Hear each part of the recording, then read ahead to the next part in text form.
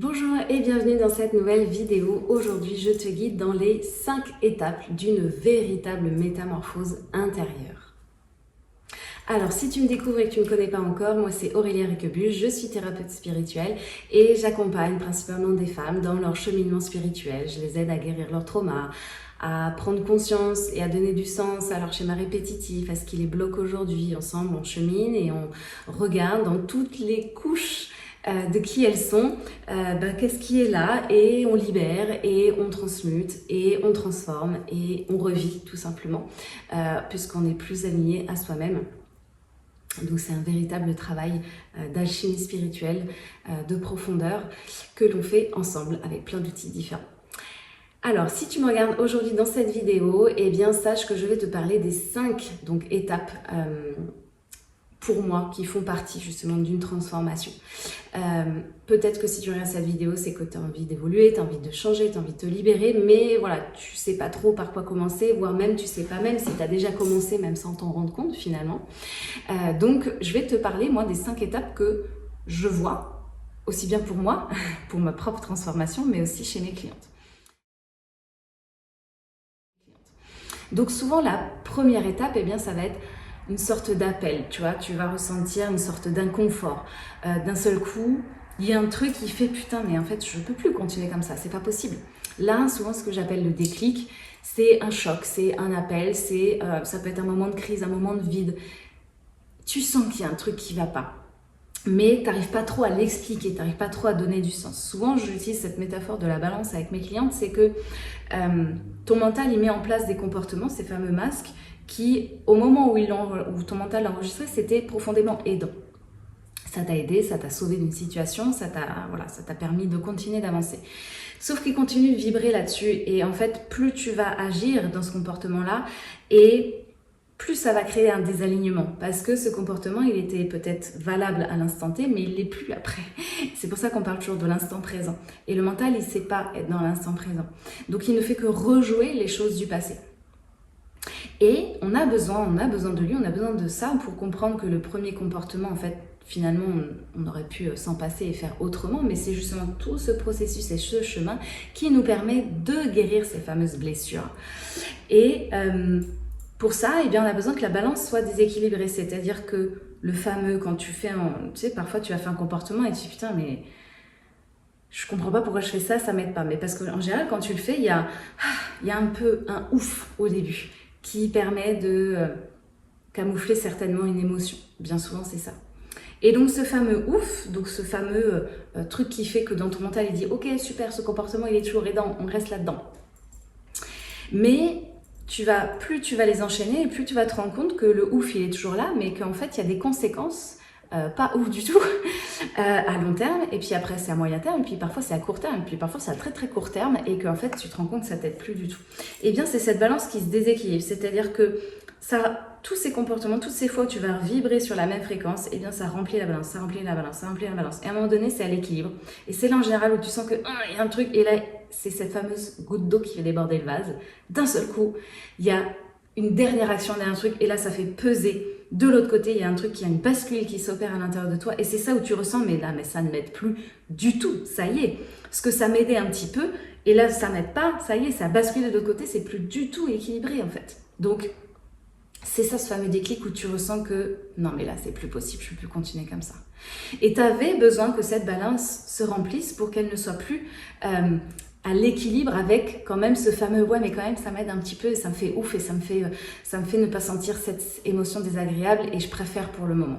Donc on a besoin de ce fameux déclic, et ça c'est la vie qui te l'apporte, et c'est ok. C'est pour ça qu'on parle aussi de bons moments, que souvent on viendra dire si j'avais su j'aurais fait ça avant. Bah non, en fait vous n'auriez pas pu.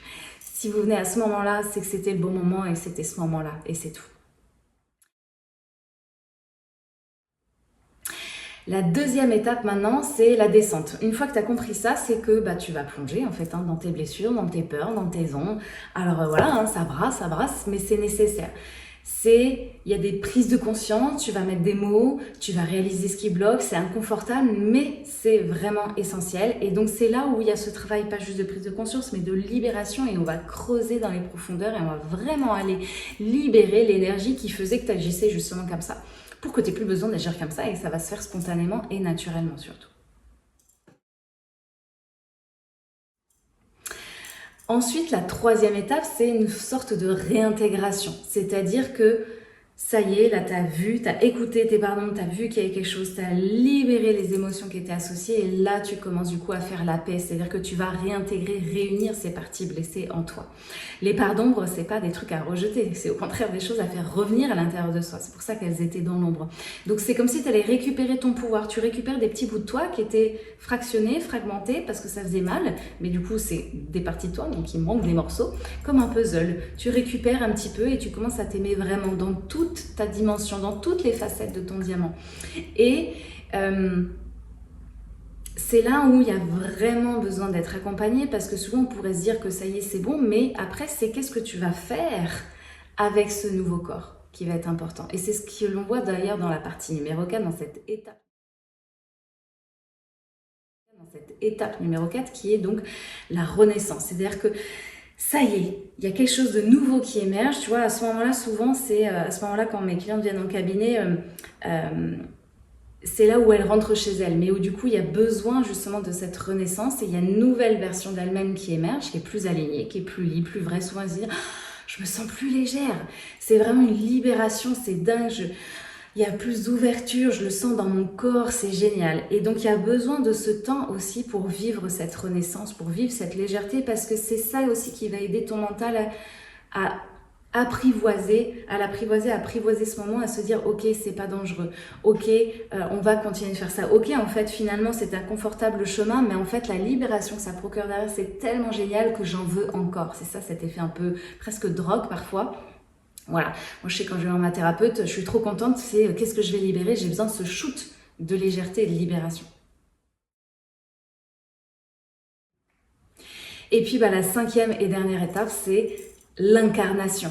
Il n'y a plus rien à chercher, mais maintenant il va falloir que tu vives cette nouvelle énergie, il va falloir que tu l'incarnes et là, tu vibres sur une autre fréquence. Tu peux être sûr que toutes les portes sont ouvertes en toi, la vie va te traverser, faire son œuvre, il va se passer des choses concrètement dans la matière, il va se passer des épreuves.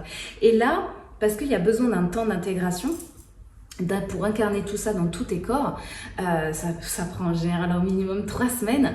Donc pendant ces 3 semaines, il peut y avoir une sensation un peu de flottement où le mental va encore tendance à vibrer sur une ancienne croyance parce que c'est pas encore pleinement installé et en même temps, l'énergie dans le corps causal, tout ça est libéré. Donc ça peut être un moment déstabilisant et c'est là souvent du coup on a besoin d'être guidé, d'accompagner que ok tout va bien.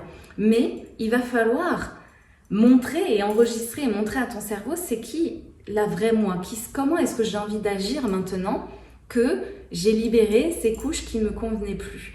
Comment est-ce que j'ai envie d'agir dans la matière, donc d'incarner mon essence véritable, qui je suis véritablement, il va bien falloir que je le fasse en fait. C'est bien beau de vouloir courir un marathon, mais si tu t'entraînes pas et si tu ne cours pas, ça ne sert strictement à rien. Donc, il va falloir effectivement que tu te mettes en action. Et souvent, c'est là où moi je pose la question à mes clients, alors qu'est-ce qui s'est passé dans votre vie? Et c'est grâce à ça que l'on voit.